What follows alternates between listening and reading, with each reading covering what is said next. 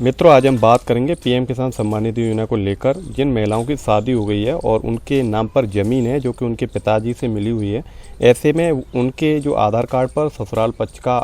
Address है, उसके बाद में यदि वो अपना पीएम किसान सम्मान निधि योजना में रजिस्ट्रेशन करना चाहते हैं तो ऐसे में उनका जो एड्रेस है जो कि ससुराल पक्ष का भी जो आधार कार्ड में है वहाँ से उनका रजिस्ट्रेशन होगा या फिर मायके के पते से होगा, कैसे होगा, क्या नहीं होगा, इसकी सारी जानकारी मैं आपको वीडियो में कंप्लीट जानकारी देने वाला हूं। क्योंकि मेरे पास काफ़ी सारे लोगों ने कमेंट किए कि इसके बारे में आप जानकारी दीजिए, क्योंकि जिनकी महिलाओं की शादी हो गई है और उनके पिताजी से ज़मीन मिली थी और उनके आधार कार्ड में एड्रेस ससुराल पक्ष का है, तो ऐसे में वो रजिस्ट्रेशन कहाँ से करेंगे। तो इसके लिए हम कंप्लीट जानकारी आपको देंगे। वीडियो थोड़ा लंबा हो सकता है लेकिन वीडियो में आपको बेहतर जानकारी देने वाले हैं। तो चलिए, यदि आप चैनल पर नए हैं तो चैनल को जरूर सब्सक्राइब कर लें, जिससे आपको आगे आने वाली जो भी नोटिफिकेशन, जो भी अपडेट है वो आपको मिलते रहें। तो चलिए, तो यहाँ पर मैं आपको बताऊंगा पीएम किसान सम्मान निधि योजना में नया रजिस्ट्रेशन की जो प्रक्रिया है, और जिसमें कि आपने देखा होगा कि जैसे कई केस ऐसे हैं, क्योंकि काफ़ी लोगों की कमेंट आई हुई है कि जिनकी महिलाओं की शादी हो गई है और उनके पिताजी से उनको ज़मीन मिली थी और अब उनके में जो आधार कार्ड में जो एड्रेस है वो ससुराल पक्ष का एड्रेस है, तो ऐसे में वो अपना पीएम किसान सम्मान निधि योजना का आवेदन करना चाहती हैं।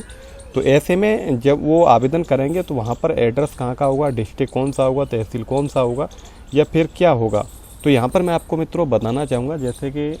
ये केवल तभी पॉसिबल होगा जैसे कि आपके नाम पर ज़मीन या किसी भी महिला के नाम पर ज़मीन उनके पिताजी से मिली हुई है। अगर पिताजी की डेथ हो गई है तो उसी केस में आप ये रजिस्ट्रेशन कर पाएंगे। जैसा कि आपको पता होगा 2026 के अनुसार जो भी इसकी गाइडलाइंस है वो क्लियर वहाँ पर बोल दिया गया है कि पीएम किसान सम्मान निधि योजना में 2026 में जितने भी रजिस्ट्रेशन होंगे लेकिन वो केवल उन्हीं लोगों के होंगे जिनको विरासत से ज़मीन मिली हुई होगी। यानी उनके पिताजी ने यदि उनके नाम पर बैनामा किया है और वो अभी जीवित हैं तो ऐसे में उनका फ़िलहाल में रजिस्ट्रेशन नहीं हो पाएगा, और उनकी डेथ हो चुकी है और डेथ होने के बाद में उनको ज़मीन मिली हुई है तो ऐसे में उनका रजिस्ट्रेशन हो जाएगा। यानी कुल मिलाकर के यदि उनको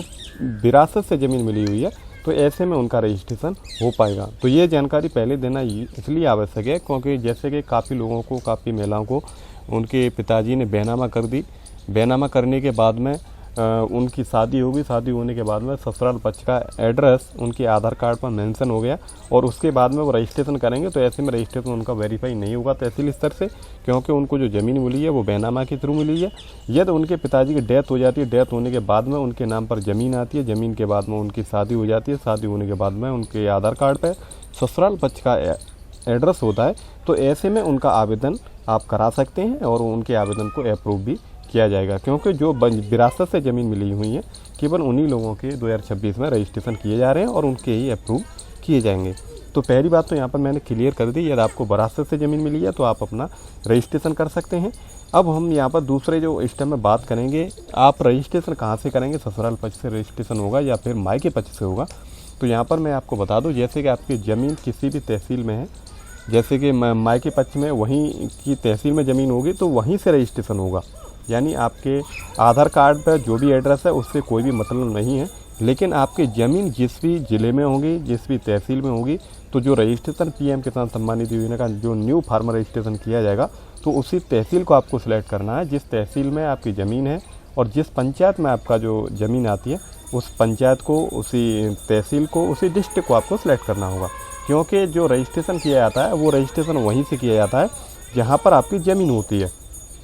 और आपके जो आधार कार्ड पर जो भी एड्रेस होता है उससे आधार कार्ड से कोई भी एड्रेस से यानी कोई भी मतलब नहीं होता है। तो उनका रजिस्ट्रेशन वहीं से होगा जहाँ पर उनकी ज़मीन है, यानी मायके में उनकी ज़मीन है तो वहीं की तहसील से और वहीं के पंचायत से रजिस्ट्रेशन होगा। क्योंकि ज़मीन उनकी जो पंचायत में या उसी तहसील में है तो वहीं से वो रजिस्ट्रेशन होगा। यदि आप रजिस्ट्रेशन जैसे कि ससुराल पक्ष से करते हैं तो वहाँ पर क्या होगा कि ज़मीन का जो सत्यापन होगा तो उस तहसील में या फिर उस पंचायत में तो वो ज़मीन नहीं है, तो ऐसे में वो आपका रजिस्ट्रेशन को तहसील स्तर से पास ही नहीं किया जाएगा, क्योंकि आपकी जो ज़मीन है उस तहसील में नहीं आती है, आपकी जो ज़मीन है दूसरी तहसील में आती है।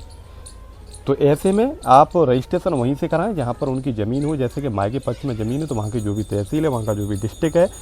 या वहाँ की जो भी पंचायत है, तो उसी पंचायत से यानी वहीं से आपको रजिस्ट्रेशन कराना होगा। रजिस्ट्रेशन मेरा कहने का मतलब यही है कि आप आवेदन कहीं से भी करा सकते हैं या ससुराल की कहीं पक्ष से यानी कहीं से भी आप ऑनलाइन आवेदन करा सकते हैं, लेकिन जब आवेदन कराएंगे तो उसमें तहसील, जिला और पंचायत वहीं की सिलेक्ट करनी होगी जहाँ की उनकी ज़मीन है।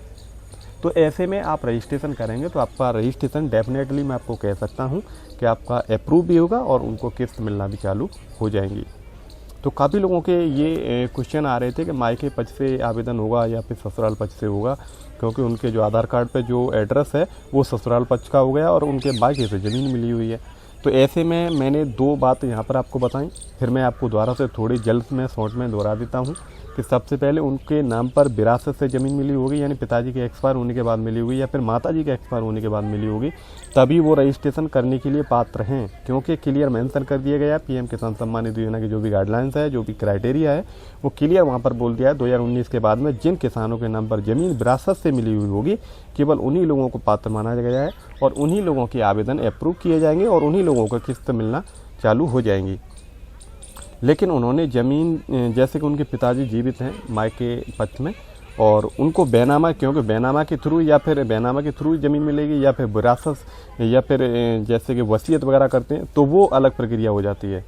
यहाँ पर केवल मृत्यु होने के बाद में पात्र माना गया है, मृत्यु होने के बाद में ज़मीन उनको मिलती है, तो ऐसे में वो पात्र रहेंगे और उनका आवेदन होगा। आवेदन भी मायके पक्ष से ही होगा क्योंकि जो ज़मीन है उनकी मायके में ज़मीन है, वहाँ की तहसील और वहाँ का पंचायत तो वहीं आपको सिलेक्ट करनी होगी। और न्यू फार्मर रजिस्ट्रेशन करते समय आप आवेदन कहीं से भी करा सकते हैं, जैसे आप ससुराल में से ही करा सकते हैं, लेकिन जब आप यहाँ पर डिस्ट्रिक्ट और तहसील ये सिलेक्ट करेंगे तो तहसील और डिस्ट्रिक्ट आपके जो मायके में थी वही आपको सिलेक्ट करनी होगी, क्योंकि जो ज़मीन आपकी आती है उसी तहसील में, क्योंकि मायके में आपकी ज़मीन है तो वहाँ की जो तहसील है, वहाँ का जो डिस्ट्रिक्ट है, वहाँ का जो पंचायत है, उसी को आपको सिलेक्ट करना होगा। उसके बाद में आपका रजिस्ट्रेशन हो जाएगा और रजिस्ट्रेशन होने के बाद में वो सीधा उसी तहसील में अप्रूवल के लिए फॉरवर्ड होता है, यानी जहाँ पर आपकी ज़मीन होती है। यदि आप ससुराल पक्ष से कराएंगे तो ससुराल पक्ष की जो तहसील होगी तो वहाँ के लिए फॉरवर्ड होगा, तो वहाँ से आपका ज़मीन को वेरीफाई किया जाएगा, क्योंकि तहसील स्तर से ही सबसे पहले जो आवेदन होता है वो तहसील स्तर पर ही फॉरवर्ड होता है, वहीं से वेरीफाई किया जाता है। वहाँ की आपकी ज़मीन नहीं है, उस तहसील में आपकी ज़मीन नहीं है, तो आपके आवेदन को रिजेक्ट कर दिया जाएगा। तो यहाँ पर मैंने जो भी आपको जानकारी दी है उससे आप संतुष्ट होंगे, और यदि इससे रिलेटेड और भी कोई आपकी कोई समस्या है तो आप हमें कमेंट करके पूछ सकते हैं। और मिलते हैं तब तक के लिए अगले वीडियो में।